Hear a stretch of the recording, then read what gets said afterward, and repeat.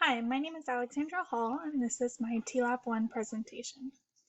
I did the few hours that I could at Mandarin Oaks Elementary in Miss McCormick's first grade class, but due to COVID-19, I was only there for one day, so this presentation is likely going to be a little short.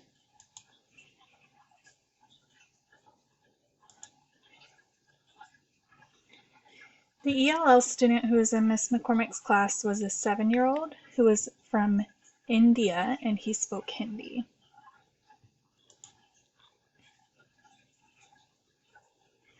In the short amount of time that I got to observe him in the classroom, he seemed very fluent in English. The only time I ever saw him really struggle was when he was trying to pronounce certain words.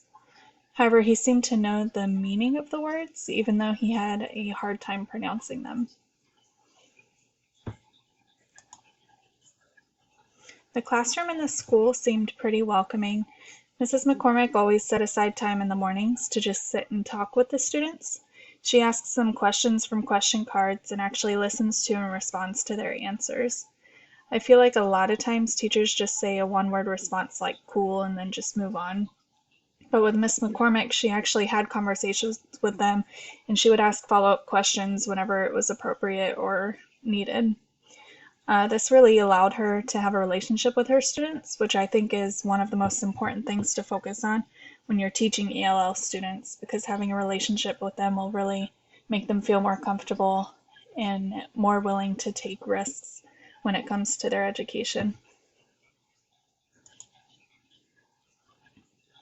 Unfortunately, I didn't really get to see any teaching strategies as they relate to ELL students in the short time that I had in the classroom. I was only there for one day and had intended on completing the majority of my hours over spring break.